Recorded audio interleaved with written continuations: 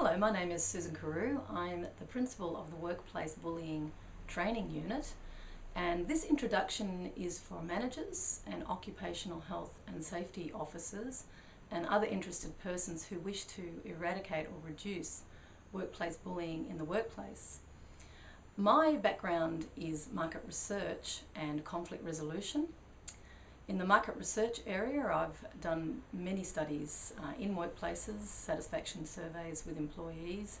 I've also done management surveys as well on various topics.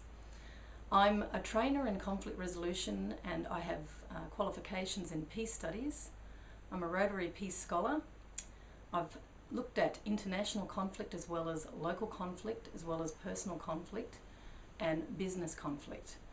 And what I've discovered through my own experience is that we are living in a society where most people are not trained in how to resolve conflict. Most people are reacting in the spaces that they're in to whatever stimuli is happening outside of them. They're not necessarily sitting down, communicating what it is that they need to say to the other person. There's often a lot of assumptions made, and there's a lot of misperception in workplaces between all ranks of people, whether you be a manager or an employee. Moreover, most people don't question their thinking. So we have ourselves in situations of people not feeling that they can speak up, and in some cases imagining various problems through lack of communication. In other situations, they may well be sensing undercurrents from others, and they can't quite put their finger on whether this is happening or not. And what I've found in some of the discussions I've had with people who have been bullied or who are bullies is that the ones who have been bullied typically have found themselves in situations where a person has undermined them in some way, but they haven't been able to pinpoint exactly what's happening. It's been done in a very subtle way, and often they're feeling like they're on shifting sand. They can't quite identify what the problem is in order to raise it, to have action taken. These are the subtle forms of workplace bullying, and it's repeated over a period of time. And it may well come from a person in a position of authority who has felt threatened by the person beneath them. Or it may well be that that person has a great deal of stress and workload that they're dealing with, and they are projecting onto other people unowned aspects of themselves, like frustrations and what have you. There's also the case of the bullies, the ones who bully other people, often quite dominant personalities who like to have control in situations. And I've known of cases where a bully has put on a performance in a situation of discussing that problem and made themselves out to be the victim of that situation, refusing to take responsibility. These are just a couple of examples where bullying can take place, and it's absolutely critical for organisations to train staff and management in identifying bullying, in learning how to proactively deal with it so that it doesn't escalate the problem, to catch it very quickly, as there are many reports these days of suicides as a result of being bullied over a period of time. So the complaints handling process has to be done very, very quickly when reports are made, and reporting must be encouraged. Much of the data that's on this subject, particularly the incidence of bullying, is inconsistent, given that people don't report it. Most often people will talk to their family and friends, or possibly colleagues, or they will just simply try and keep working until it all becomes too much for them and they have some form of emotional reaction or stress, or go off on stress leave.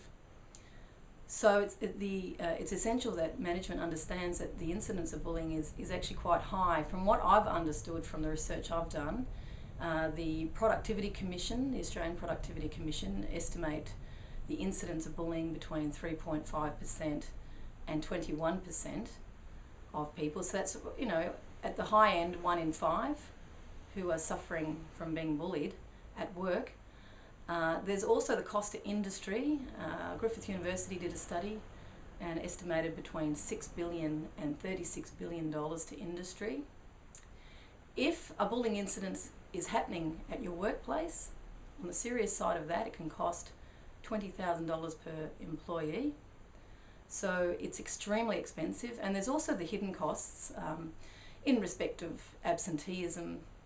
There's also productivity problems if you're not able to concentrate on your work because you're being stressed by bullying. There's also issues of toxicity in the workplace. It spreads. I've certainly been in organisations where there's been toxicity, people not positive at all at work, everybody negative, feeling that they must just keep working and not communicating some of the underlying issues that are happening. There's also turnover of staff and also reputation for organisations. If your organisation doesn't deal with bullying and it's becoming a common practice because it's become part of your culture, word will get around in the industry and with the clients that that's what's happening. If it's unconscious, where people are just so used to bullying, and in many respects in our culture, bullying has been accepted. We've seen it in the schoolyard, and it's happening in the schools as an epidemic, actually, as we speak. It's been considered part of life that bullying happens, but these days more studies have been done and psychological analysis conducted, and it's pretty clear that bullying is a psychological illness, and it is growing in the workplace, particularly when it's not addressed. So my work in training and research is to really understand the incidence of bullying in your company.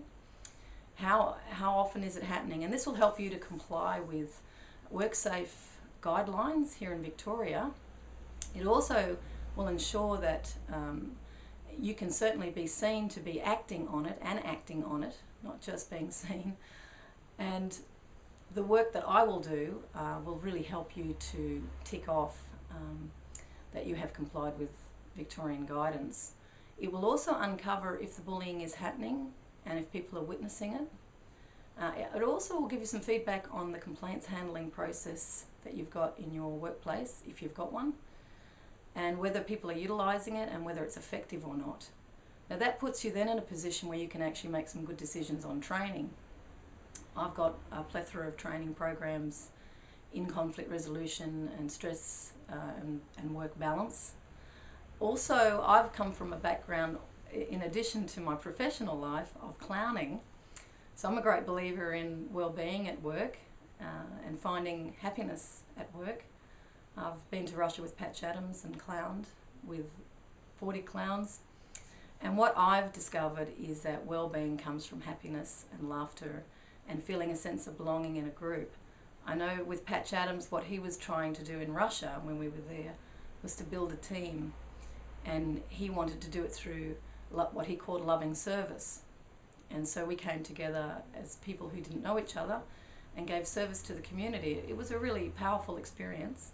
And so in my work, I'm going to bring in this other aspect of well-being to help staff to release stress and to feel that sense of community on which they belong. And that in itself will become a resilience to workplace bullying. So if you have any questions, please call me on 0409 07 1030, or you can email me. You can contact me through this website. So thank you so much for your time, and I look forward to hearing from you.